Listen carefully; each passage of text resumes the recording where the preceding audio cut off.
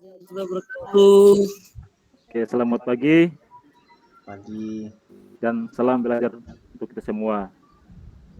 Nah, anak-anak sekalian, sebelum kita memulai pelajaran hari ini, mari kita berdoa menurut keyakinan dan kepercayaan kita masing-masing agar apa yang kita pelajari nanti dapat bermanfaat untuk kita semua. Berdoa dimulai. Doa selesai. Nah, anak-anak sekalian yang saya cintai, guru tanya ini, apakah semuanya siap untuk belajar hari ini, anak-anak? Siapa guru? Siapa guru? Siapa? Siap. Semangat ya. Semangat, Pak. Semangat. Semangat, Oke. Pak. Oke. Tangan dulu, anak-anak. Semangat, Pak. Oke, silakan tepuk tangan dulu. Oke. Terima kasih anak-anak sekalian. Jadi pada pertemuan yang lalu kalian telah mempelajari materi tentang pluralitas masyarakat Indonesia. Nah, bicara soal pluralitas masyarakat Indonesia, pasti ada bermacam-macam perbedaan ya. Ada perbedaan agama, perbedaan budaya, perbedaan ras, perbedaan suku. Nah, bicara soal perbedaan, maka sudah tentu pasti di dalamnya akan terjadi sebuah konflik. Nah, maka dalam pertemuan kali ini kalian akan mempelajari materi konflik sosial sampai dengan cara pengendalian sosial. Apa pengendalian konflik? Nah, anak-anak, Pak Guru mau tanya, apa itu konflik sosial? Ada yang bisa menjawab, anak-anak? Pertentangan, Pak. Pertentangan. Oke, bagus. Ada lagi? Percecokan, Pak. Oke. Baku pukul, Pak. Oke, bagus semuanya. Lalu, apakah kalian pernah melihat konflik yang terjadi di sekitarmu, anak-anak? Pernah, Pak. Melihat konflik. Warna, Pernah, Pak. Pak. Konflik apa itu, anak-anak? Langgeng, Pak. Bukan. Berantem sama Berkelahi, Eka. Pak. Oke. Kira-kira apa yang menyebabkan konflik tersebut? Ada yang bisa menjawab, anak-anak sekalian? Beda pendapat, Pak. Oke, terima kasih. Kita lanjut ya. Nah, untuk tujuan pembelajaran hari ini, yaitu setelah mencermati berita atau mengamati gambar konflik, kalian dapat menentukan faktor-faktor penyebab konflik sosial. Lalu setelah mengamati gambar, kalian dapat mengetahui akibat-akibat konflik sosial. Setelah itu, setelah memperhatikan contoh konflik yang terjadi di Indonesia, maka kalian dapat mengetahui cara menangani konflik. Kemudian, kalian juga membuat mind mapping tentang cara mengatasi konflik untuk menjaga persatuan dan kesatuan bangsa. Nah, untuk manfaatnya, anak-anak sekalian, setelah mempelajari materi konflik dan cara pengendaliannya, maka kalian dapat mengembangkan sikap tanggung jawab dan peduli. Ya, bisa dipahami anak-anak ya di materi pengertian konflik. Coba anak-anak perhatikan gambar yang Bapak tayangkan ini. Kira-kira gambar apa itu, anak-anak? Mohon maaf, Pak Guru belum muncul, Pak. Oh, belum muncul. Mungkin Masih tampilan jaringannya. konflik sosial, Pak. Ini apakah gambarnya sudah muncul, anak-anak? Belum Pak Guru. Pak. Belum, Pak Guru. Belum berubah. Mungkin jaringannya yang mungkin barangkali. Pak Guru pakai slideshow ya, Pak? Ya, pakai slideshow ini. Kalau pakai slideshow, itu dulu, Pak. Dimasukkan dulu, Pak, ininya, slideshow-nya. Oke. Ini masih tampilan awal PPT, Pak. Sudah, Pak. Sudah muncul. Pak. Oke. Baik, terima kasih. Mohon maaf sebelumnya tadi mungkin masalah jaringan atau masalah teknis ya. Nah, sebelum kita masuk di pengertian konflik, anak-anak, coba perhatikan gambar yang Bapak tayangkan ini. Kira-kira itu gambar apa, anak-anak? Orang demo, Orang Pak. demo ya, Pak? Orang demo, betul. Sekali ya. Nah, setelah kalian mengetahui itu adalah gambar demo, Jadi kejadian seperti gambar di atas yang dinamakan konflik sosial anak-anak secara nyata yang terjadi di masyarakat. Nah, apa itu konflik? Ada yang bisa menjawab? Anak-anak, ada yang tahu apa itu konflik? Tadi pertentangan, Pak. Oke, pertentangan. Bagus sekali. Pertentangan, Pak. Oke, semua jawabannya benar ya. Jadi beberapa sosiolog yang mengemukakan teori konflik itu, yaitu pertama itu menurut Karl Marx. Nah, ini kalian bisa baca ya. Lalu ada menurut Ralph dan Dahrendorf. Nah, ini menurut beliau ya. Setelah itu Pak Guru tanya lagi, ya, mengapa terjadi konflik anak-anak? Karena perbedaan pendapat, Pak Guru. Oke, ada lagi. Perbedaan kepentingan, Pak Guru. Ya, perbedaan kepentingan. Semua jawabannya itu benar ya.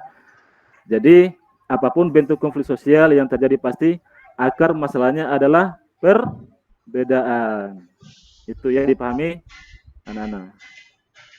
Lalu, apa saja penyebab konflik anak-anak? Ada yang tahu? Karena perbedaan individu, Pak. Oke, perbedaan individu. Terus, ada lagi?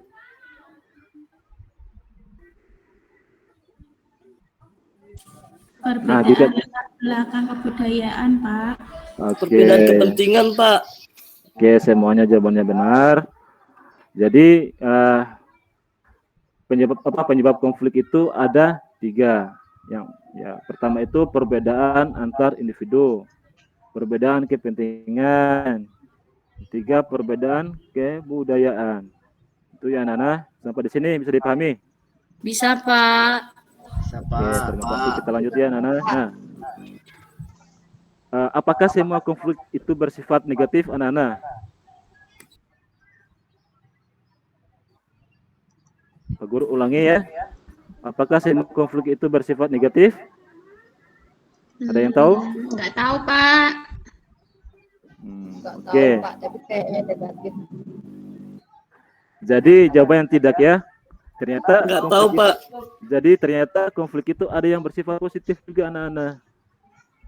Ya, misalnya konflik yang terjadi saat rapat paripurna DPR. Mereka berbeda pendapat tetapi menghasilkan sebuah keputusan yang membangun. Nah, begitu ya. Nah, apa saja bentuk-bentuk konflik? Ada yang bisa jawab?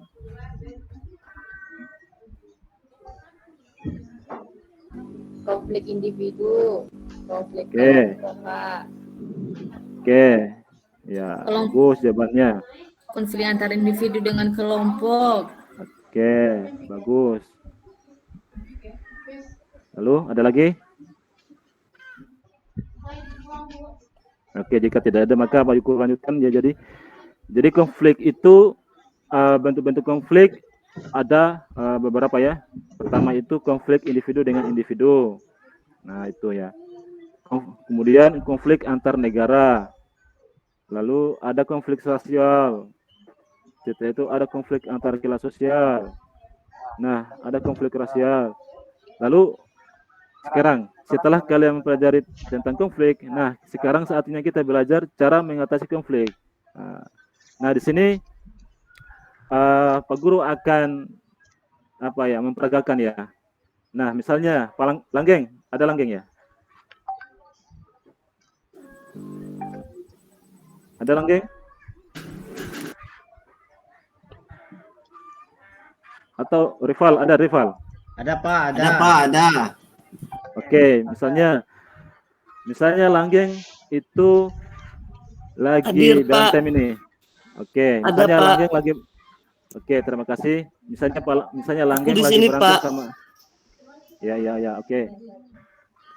Jadi misalnya di sini Pak Guru akan mencoba memperagakan ya. Misalnya Langgeng itu sedang bertengkar sama Andres.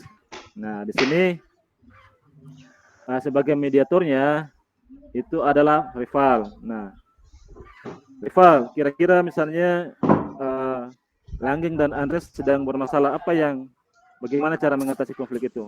Silakan Rival. Lapor guru, Pak.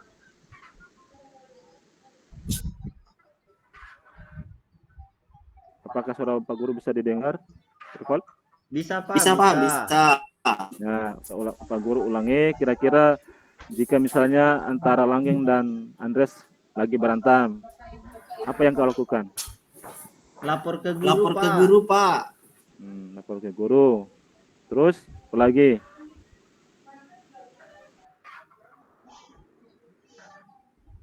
Oke, jika tidak ada maka kita lanjut ya anak-anak.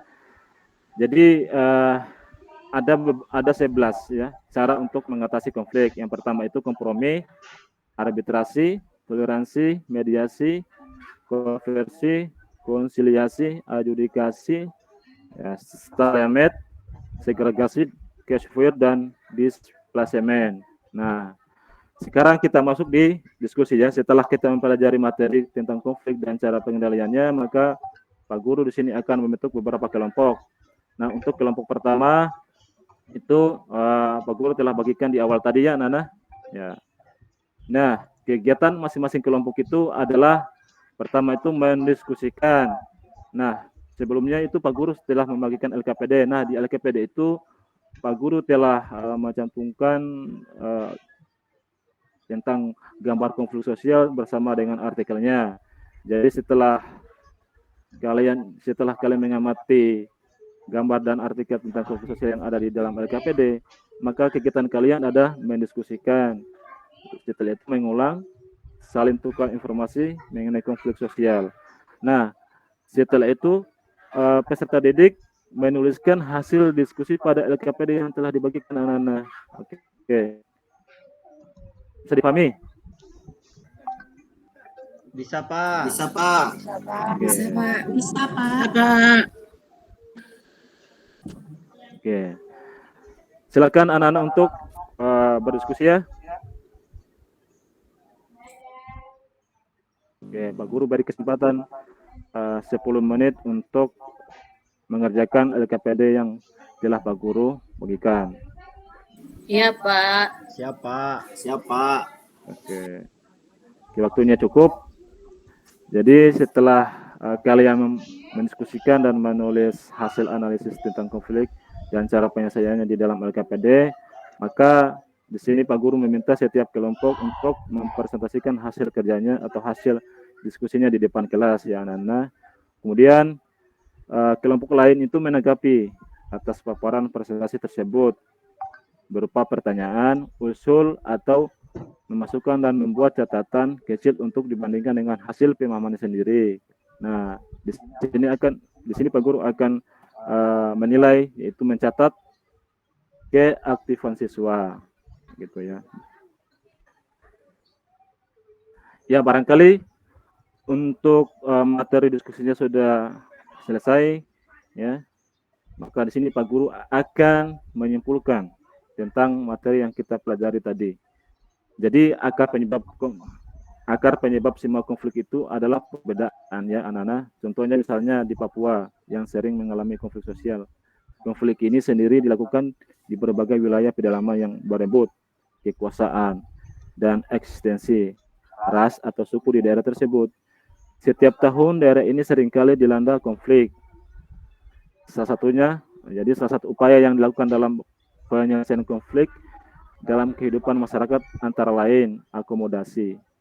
Nah, dengan cara ini sebagai cara terbaik agar tidak terulang kembali konflik yang pernah terjadi dengan mengambil penyelesaian bersama-sama. Yang kedua itu peleburan budaya. Ya, dengan peleburan budaya baik dengan akulturasi ataupun dengan asimilasi budaya.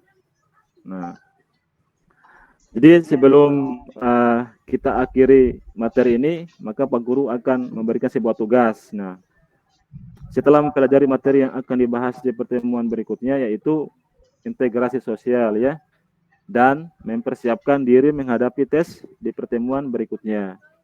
Untuk menugasnya anak-anak, yaitu menganalisis bentuk-bentuk konflik yang terjadi di Indonesia dari tahun 1990 sampai tahun 2022. Nah, itu tugas kalian anak-anak ya, jangan lupa. Nah, di kegiatan refleksi ya. Setelah kita mempelajari materi tentang konflik tadi, nah sekarang Pak Guru akan mencoba, ya, apakah anak-anak masih ingat materi yang Pak Guru telah sampaikan tadi? Nah, Andres, ada Andres ya? Ada Pak, Jaringannya tidak bagus, Pak. Oke, Andres, apakah masih ingat materi yang Pak Guru sampaikan tadi? Atau yang telah kita pelajari tadi? Materinya mengenai konflik, Pak. Iya. Terus apa saja yang menyebabkan konflik, Andres? Konflik itu disebabkan karena pertentangan, Pak. Pertentangan. Terus Putri, ada Putri ya? Ada Pak. Nah, bagaimana cara mengatasi konflik? Cara mengatasi konflik bisa dengan cara mendamaikan Pak, berdiskusi berdua Pak. Oke, lalu Narifal, ya. Siapa? Masih ingat materi yang telah kita pelajari tadi? Bagaimana Pak? Gimana, Pak? Masih ingat materi yang barusan kita pelajari? Ingat Pak. Ingat, Pak, tentang konflik. Lalu apa saja? Konflik. Cara Cara mendamaikan konflik bisa dengan mediasi Pak. Oke, terima kasih. Jawabannya itu benar semua. Maka sebelum Pak Guru menutup pelajaran hari ini, ada pesan moral yang Bapak ingin sampaikan ke kita semua ya. Jadi sebagai makhluk sosial, setiap manusia itu membutuhkan orang lain dan lingkungan sosial untuk bersosialisasi dan berinteraksi. Jadi saat berinteraksi tersebut penting untuk bisa menjunjung tinggi sikap saling menghargai dan menghormati antar sesama. Dengan saling menghargai dan menghormati menjadikan kehidupan bermasyarakat minim terjadi konflik atau perpecahan. Jadi sehingga dengan menerapkan saling menghargai dan menghormati bisa menjadikan seseorang maupun kelompok terhindar dari caci maki dan kebencian. Jadi sikap saling menghargai dan menghormati tersebut bisa kalian lakukan terhadap orang di sekitar kalian, mulai dari keluarga hingga lingkungan masyarakat yang lebih luas. Bisa dipahami anak-anak? Bisa, Pak. Bisa, Pak. Dan Pak Guru berpesan juga jangan lupa untuk terus belajar ya. Ya, jangan bosan untuk mencari materi atau menambah wawasan baik melalui media buku, artikel, jurnal ya, atau dari sumber-sumber internet yang lainnya. Ya, anak-anak. Oke, Pak. Jadi manfaatkan gadget yang kalian punya itu untuk keperluan yang penting-penting saja. Misalnya untuk keperluan belajar. Ya. Oke, anak-anak, barangkali itu saja yang bisa Pak Guru sampaikan pada kesempatan pelajaran hari ini. Nah, untuk pelajaran hari ini supaya bernilai ibadah di mata Tuhan, maka kita akhiri atau kita ucapkan dengan membaca doa. Berdoa dimulai.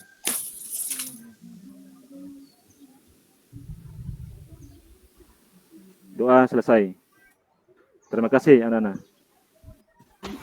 Wassalamualaikum warahmatullahi wabarakatuh. Sama-sama, Pak. Waalaikumsalam warahmatullahi wabarakatuh. Baik, terima kasih Pak Julin. Suara saya bisa didengar Bapak Ibu?